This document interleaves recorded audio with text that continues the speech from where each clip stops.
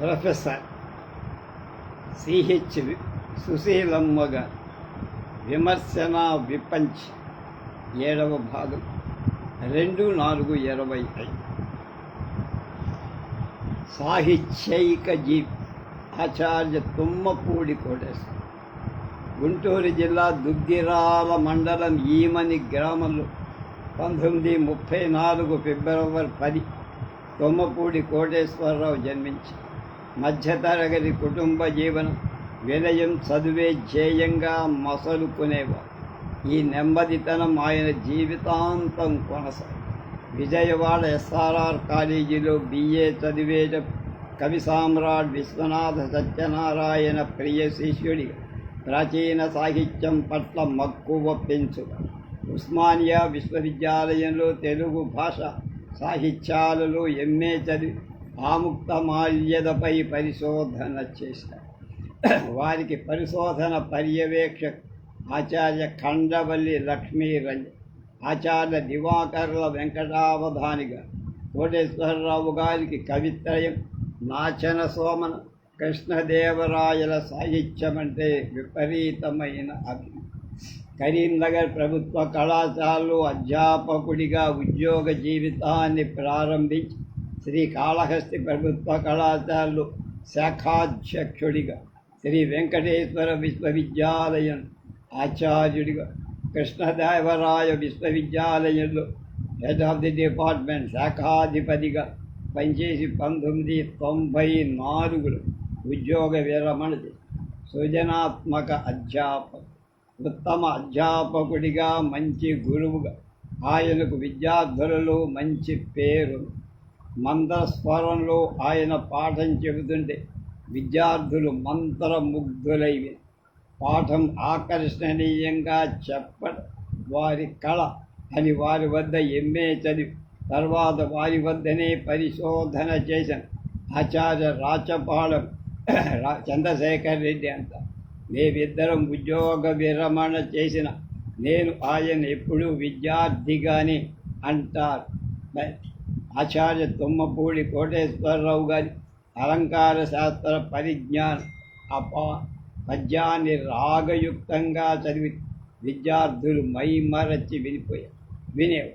ముఖ్యంగా భవభూతి, ఉత్తర రామాయణ, కరుణ రసాత్మకమైన శ్లోకాల వంటి చెప్పేయడం లీనమైపోయాయి.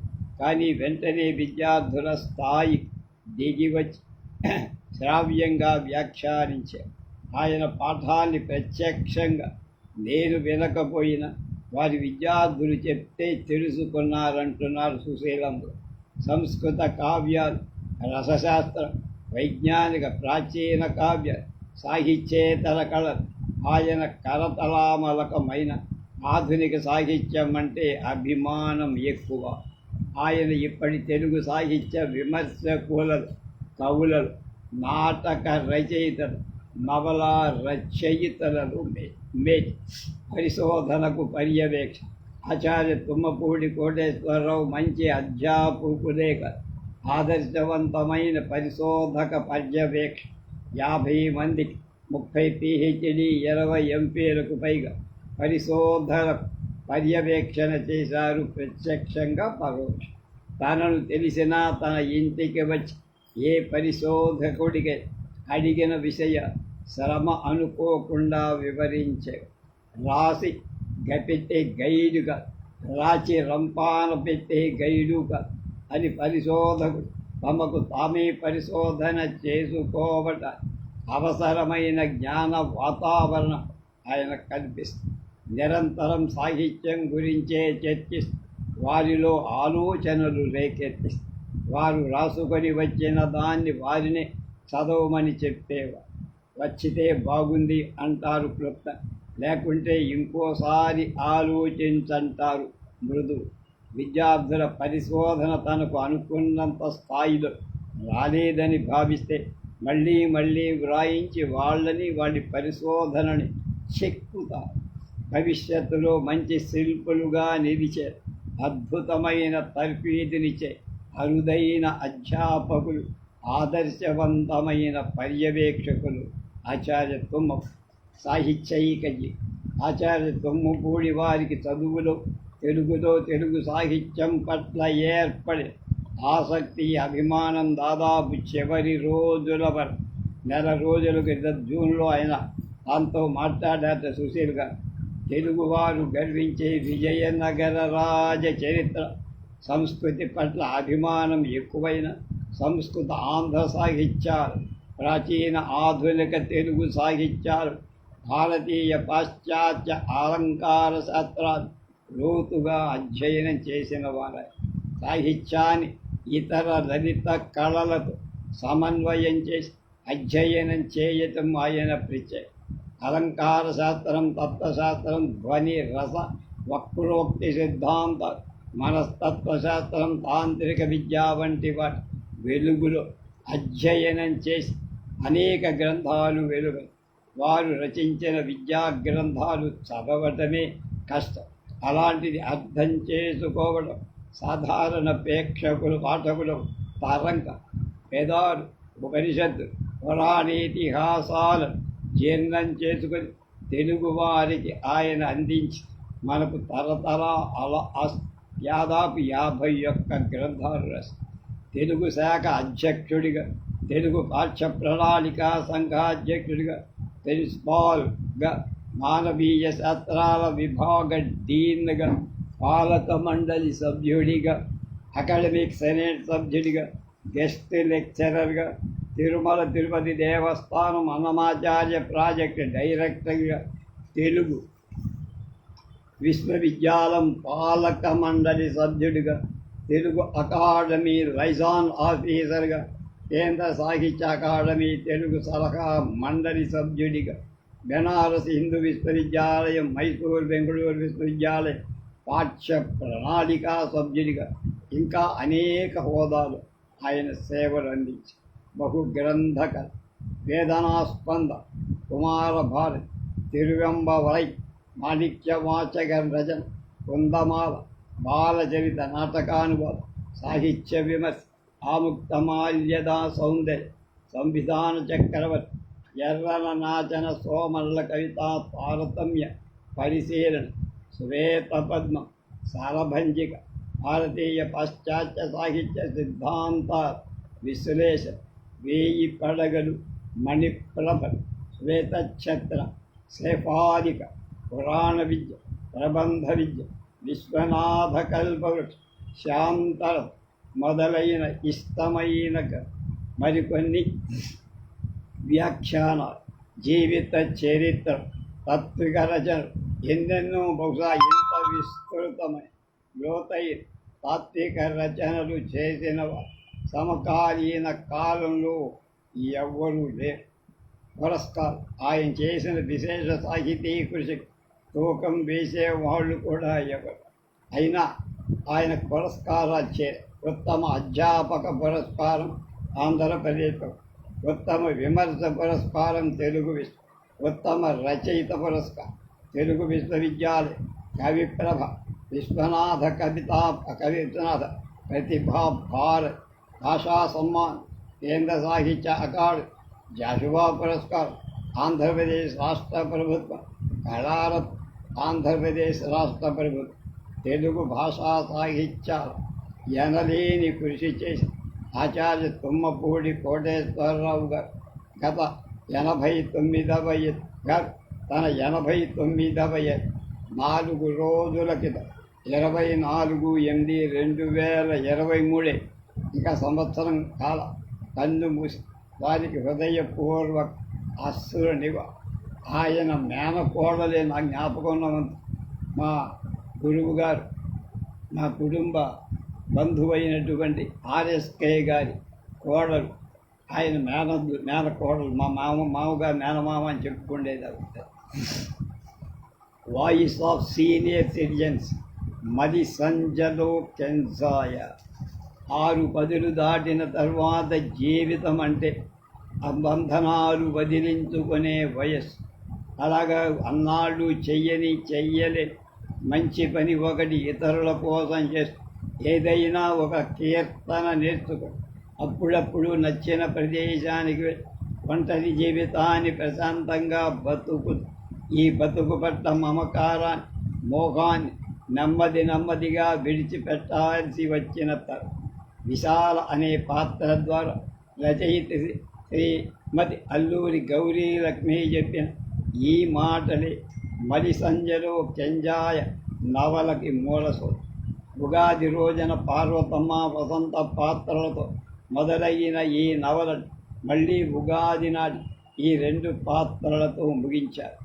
ఈ మధ్యలో కెంజాయలో మెరిసే ఎన్నెన్నో పాత్రలు రామచంద్రం, ప్రమీల, భార్గవి, స్వరూప, జ్యోతి, నిర్మల్, సుగుణ, విశాల, మాధవ నవల నేపథ్య వేదిక కోనసీమ అంద తెలుగు గిళ్లలో అందాలైన అందులో చర్చించబడిన సమస్యలు భారతదేశంలో ఆ మాటకొస్తే ప్రపంచంలో ఉన్న వృద్ధుల గాథ, వారి శారీరక మానసిక అనారోగ్యాలు, కుటుంబ సంబంధాల వ్యధలు, పిల్లలు పెరిగి పెద్దవాళ్ళై వాళ్ళ జీవితపు గూళ్ళు వాళ్ళు నిర్మించుకున్న బోసిపోయిన గూటిలో నిట్టూర్పలసగలు, కుటుంబ బాధ్యతలు, పిల్లల పెంపకం, ఆశయాలు, అప్పులు, ఆస్తులు వంటి తాపత్రయాలతో కూడిన పరుగులతో జీవితం గడిచిపోయిన తర్వాత ఒక్కసారిగా అన్నీ అయిపోయి అన్నీ ఆగిపోయిన నిశ్శబ్దం,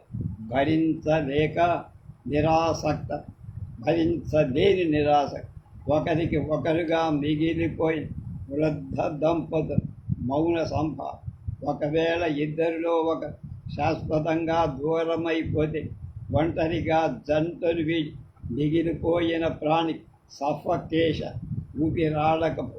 ఇలాంటి తరుణంలో మాటల కోసం వెతుకులాట, సానుభూతి కోసం వెంపర్లాట, మనసులో పెళ్ళుబుకే ఆవేదన, సావధానంగా వినే ఒక శ్రోత కోసం ఆరాట, ఓదార్పునిచ్చే ఒక స్నేహహస్తం కోసం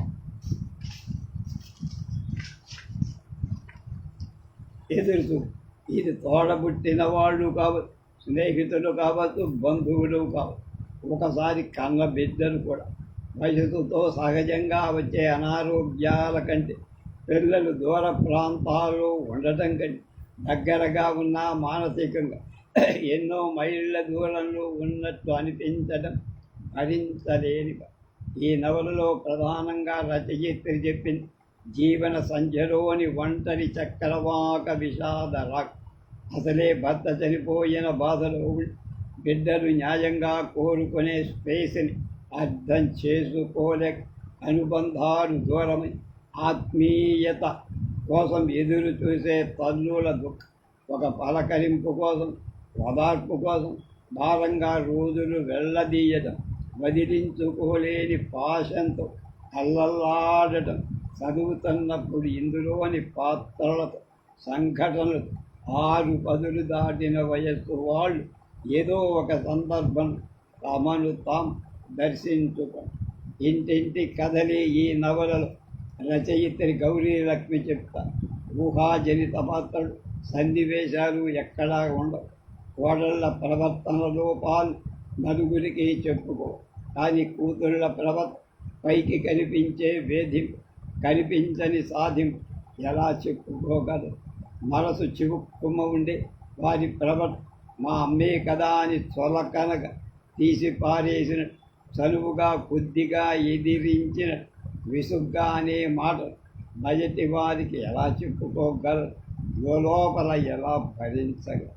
చిన్నప్పటి నుండి నువ్వు చెప్పినట్టే విన్నాం కదా, మా పెళ్ళిళ్ళై మాకు పిల్లలు పుట్టాక కూడా ఇంకా నీ మాటే చెల్లాలంటే ఎలా అని విసుక్కునే పిల్లల్ని విస్తుపోయి చూడటం ఏం చెయ్యలేని సీనియర్ సిటిజన్స్. కొందరు కొడుకులు ఏదో బాధ్యత దగ్గర ఉంచుతారు, కానీ అంటనట్టు నువ్వు ప్రవర్తిస్తావు. కోడలు వంటలు చేసి టేబుల్ మీద పెడతారు కానీ ఒకవేళ మాట్లాడినా అవి పుల్ల విరుపు విసుడు. అలాంటి వాళ్ళ దగ్గర పడి ఉండటం కంటే తమదైన సొంత గూటిలో పడి ఉండటం మేలు అనుకుంటాను. చాలా 80 ఏళ్ల పార్వతం అలాంటి ఆత్మాభిమాన మనస్తత్వం కల మహిళ. 2 కొడుకులు, కోడళ్ళు, వాళ్ళకి వారి పిల్లలు ఉన్న వసంత వెంకట్రావుల ఇంటిలో ఒక పోర్షన్లో తమ బతుకుతను బతుకుతూ ఉంటారు. వసంత్ వెంకట్రావులకు ఒక కూతురు కొడుకు ఉన్న వాళ్ళు తమ ఇంటిలో ప్రశాంతంగా బతుకుతూ ఉంటారు. వసంత కూతురు నిర్మలకి అమ్మలో ఎప్పుడు ఒక టీచర్ కనబడుతూ చిన్నప్పటి నుంచి చదువు క్రమశిక్షణ అంటూ ఉండే తల్లి పట్ల ఒక నిరసన విముఖత పెంచు దానికి తోడు ఒక కలవారింటి కోడలుగా వెళ్ళడంతో ఈ మధ్య తరగతి తల్లిపై ఏదో పైచేయి సాధించానన్న తృప్తితో ఏది తోస్తే అది విసురుగా విదిలింపుగా ఆస్తి కలవారైన నిర్మల అత్తగారు చాలా మర్యాదగా సంస్కారవంతంగా బియ్యపురాలితో గౌరవంగా మాట్లాడు. వసంత తన కూతురి ప్రవర్తనలు ఎన్నోసార్లు చిన్నబుచ్చుకొని భర్తకు చెప్పిన కొడుక్కి చెప్పిన వాడు అర్థం చేసుకున్నట్టు కనపడు. అమ్మే కదా అని దబాయి విదిలింపుగా మాట్లాడటం, ఆమె సేవలు పొందడం, తన హక్కు అన్నట్లు ప్రవర్తించడం సహించలేకపోతుంది. ఈ నిర్మల గురించి చెప్తే కొందరు నమ్మరేమో కానీ అలాంటి కూతుళ్ళు చాలామంది ఉంటారన్నది సత్యం. ప్రేమించి ఇంట్లోంచి వెళ్ళిపోయి పెళ్లి చేసుకున్న కూతురు చాలా ఏళ్ళ పిల్లాడిని ఎత్తుకొని కనిపించిన ఆ తండ్రి రామచంద్రం ఆనందించిన ఆమె పుట్టింటికి రాకపోకలు సాగి పెళ్లికి కట్నం ఇచ్చి పెళ్లి చేశారుగా, మరి నాకేమిస్తారని అడిగినప్పుడు అవాక్కగా నమ్మలేనిది. మన చేతుల్లో పెరిగిన మన పిల్లి మనల్ని అర్థం చేసుకోలేకపోతే వేరే ఇంటి నుండి తెచ్చిన కోళ్ళని అర్థం చేసుకుంటాం. ఎవరి ఉద్యోగాలు వాళ్ళు, ఎవరి సంపాదన వాళ్ళు అయిపోయాక బాల్యంలో అన్నదం తమపై చూపిన ప్రేమానురాగ ఇప్పుడు లేవేమి, ఎక్కడుంది అని బాధపడి అక్కా చెల్లెళ్ళ ఆవేదన జవాబు దొరకదేమో. స్వరూప జ్యోతిలనే కాదు, ఈ బాధ చాలామంది అక్క చెల్లెలు కోడళ్ళు తీరు గురించి చెబుతూ ఈ కోడళ్ళకి మనం ఎప్పుడూ ముసలోళ్ళం అవ్వం, మా శక్తి ఉంది అని వెర్రవీగు. మాలాంటి వయసు ఒకరోజు వాళ్ళకి వస్తుందండి అప్పుడు మేము ఉండమనుకోండి అని ఒక చదువురాని పని మనిషి ఆక్రోష్ అత్తమామలు ముసలోళ్ళు బరువు చేటు అనుకునే కోడళ్ళు రేపటి రోజున మనము ముసలోళ్ళమవుతాం అన్న ఇంగిత జ్ఞానం ఉండదా? ఈ మధ్య ఎవరో ఒక పెద్ద ఆయన అంటారు, అమ్మ నాన్న నా దగ్గర ఉండటం కాదండి, నేనే వారి దగ్గర ఉంటాను, భార్య పిల్ల. అర్థం ఒకటే వచ్చు కానీ ఎంత బాగుంది అలా చెప్పటం. విశాల మాధవల కథ కూడా నిజ జీవితానికి దర్పణమే. కాలేజీలో కళ్ళతో ప్రేమను వ్యక్తం చేసుకొని గత్యంతరం లేని కుటుంబ ఒత్తిడి వల్ల వేరే పెళ్ళిళ్ళు చేసుకొని 30 ఏళ్ళు అయిన తర్వాత కలుసుకున్నారు విశాలమ్మ. ఇద్దరు జంటను కోల్పోయిన తమ మనసులోని ప్రేమను ఇన్నాళ్ళైనా వెల్లడించిన మాధవ సహజీవనం అన్న ప్రపోజ్ చేస్తే నిదానంగా అయిన నిర్ద్వంద్వంగా తోసిపుచ్చింది విశాల. భర్తని పిల్లల్ని చూసుకొని 35 ఏళ్ళు గడిపేసి ఇప్పుడిప్పుడే ఒంటరి జీవితాన్ని అలవాటు పడతారు. కొత్తగా బంధాలు బాధ్యతలు తగిలించుకోలే, కొత్త బంధానికి న్యాయము చేయదు అని ఒక రంగా ఇది ఒక మంచి నిర్ణయమని చెప్పచ్చు. చిన్నప్పటి నుంచి విసుగ్గా చురుగ్గా ఉండి తమకు అన్నీ చేసి పెట్టిన అమ్మ ఎప్పటికీ అలాగా బాగానే ఉంది అనుకుంటారు. కానీ ఒక పెద్ద వయసు వచ్చేసిందని, తమ అవసరం కోరుకునే వయసుదని ఊహించలేదు. అనారోగ్యం వస్తే డాక్టర్ దగ్గరికి తీసుకువెళ్ళి టెస్టులు చేయి మందులు కొనేసి ఇచ్చేసి తమ బాధ్యత తీరిపోయినట్టుగా ఆ మందుల కన్న బిడ్డల సామీప్యం, మాటలు, స్పర్శ ఎంతో ఆరోగ్యాన్ని చేకూరుస్తాయి. పెద్దల మనసులోని భావాన్ని పిల్లలు అర్థం చేసుకో, వీరు నోరు తెరిచి విడిచి చెప్పరు.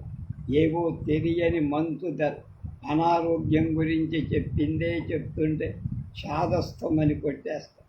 నిజమని గుర్తించేసరికి అంతా అయిపోదు. అంతే, పరీక్ష ఫెయిల్ అయినా, ప్రేమ ఫెయిల్ అయినా యువత ఆత్మహత్య చేసుకోవటం చూస్తాం. కానీ ఒక మూలన ఉన్న ముసలం ఆత్మహత్య చేసుకోవటం చూస్తామా? ఎంతో జీవితాన్ని చూసినవాడు, జీవిత తత్వాన్ని తెలుసుకున్నవాడు. వెంకటలక్ష్మి పెద్దల ఆశ్రమమని వెంకటేశ్వరరావు గారు నిర్వహిస్తూ దాదాపు 30 మంది అక్కడ ఆనందంగా, ఆరోగ్యంగా, కలిసి మెలిసి సంతోషంగా వచ్చి మీడపడి వృద్ధాప్యం కాదనలేని సత్యం. కానీ తన కన్న కొడుకు భార్య మాటను కాదలే, నువ్వు ఈ ఇంట్లోనే ఉండమ్మా, అన్నీ నేను చూసుకుంటాను అని వెళ్ళిపో. ఆత్మాభిమానం దెబ్బతిన్న దుర్గం ఆ ఇంటికి తాళం వేసి పక్కింట్లో ఇచ్చి వెంకటలక్ష్మి ఆశ్రమానికి వచ్చి ఓపికగా అన్ని పనులు చేసుకుని స్నేహంగా అందరితో మాట్లాడుతుంది. కానీ ఎన్నిసార్లు వచ్చినా కొడుకు ముఖం చూడ మనసు విరిగిపోయి వాడి దగ్గరకు వెళ్ళు, ఇక్కడే ఉంటా అని ధీమాగా, ఖచ్చితంగా. ఈ పరిస్థితిని ఎందరో ఎదుర్కొంటారు, కానీ దుర్గమ్మల ఎందరూ గట్టిగా నిలబడగ. ఆశ్రమానికి వచ్చిన ప్రవచనకర్త రామ్మారుతి గారి కొడుకులో మలి సంజలో కెంజాయలో గుర్తుపెట్టుకో. నలుగురితో ఉండటం ఆనందం, ఏకాంతంగా ఉండటం బ్రహ్మాండం, ఏకాంతం దొరకటం అదృష్టం. మనం చాలామంది ఒంటరిగా ఉంటూ నా అని తమ మీద జాలి పడుతూ ఒంటరి తన అందమైన ఏకాంతంగా మలుచుకోవటం మన చేతుల్లో. మనలోకి మనం వెళ్ళటం అది మంచి అవకాశం, అదొక అభ్యాసం, సాధన. సమస్యలు పూర్తి కావటం అంటూ మళ్ళీ కొత్తవి వస్తూనే ఉంటాయి. వాటిని పరిష్కరించుకుంటూ పోవటమే మనకు మార్గం తప్ప కుంగిపోయి ఆరోగ్యం పాడు చేసుకోవటం.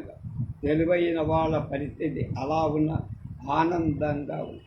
చూడటానికి చిన్న సమస్యగా ఉన్న, వినటానికి సిల్లీగా అనిపించిన వైద్య రంగం అభివృద్ధి చెందడం, ఆరోగ్యం పట్ల శ్రద్ధ వహించటం వల్ల గతంలో కంటే ఆయు ప్రమాణం పెరిగి, వృద్ధుల సంఖ్య పెరిగి, వారి సమస్యలు పెరిగాయి. వారు లోపల బాధపడతారే తప్ప బయటకు ఎప్పుడు వెల్లడించటం తప్పు. అంతా యువతరం తప్పేనని, పిల్లలే దుర్మార్గంగా ఆలోచిస్తారని, ప్రవర్తిస్తారని కూడా అనుకోకు. పెద్దల చాదత్వం కూడా ఒక్కొక్కసారి భరించలేదు. అందుకే 60 ఏళ్ళు దాట మన ప్రవర్తన పరిణతి చెందిందిగా ఉండాలి.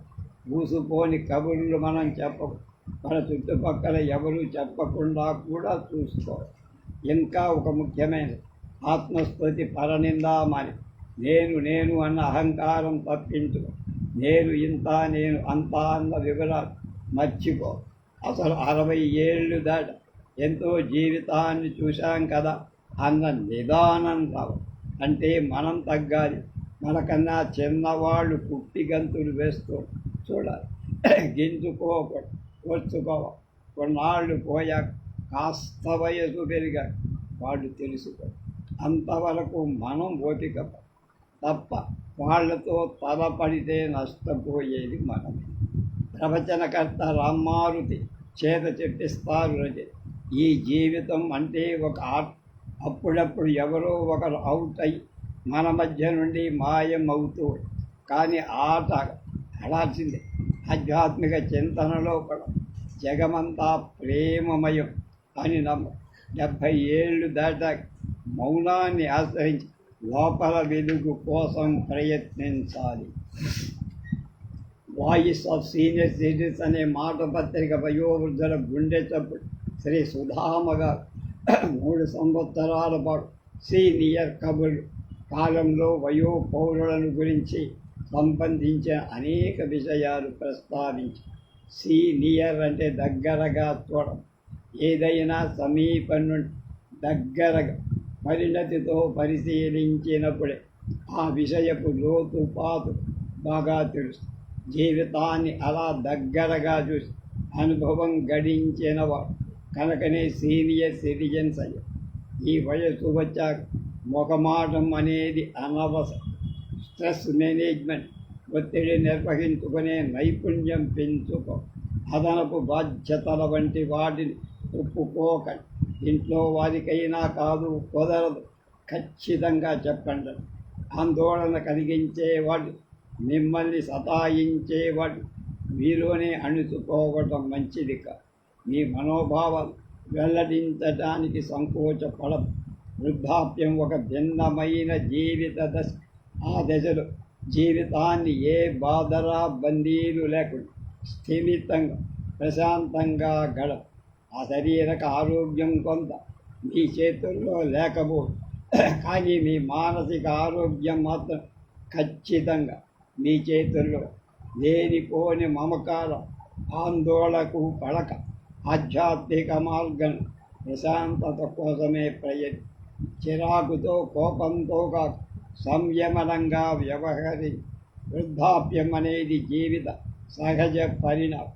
క్రమాగత దశకు సంతోషంగా ఆహ్వానించాలి, కానీ అదేదో జీవితంలో విపత్తుగా తలచకూడదు.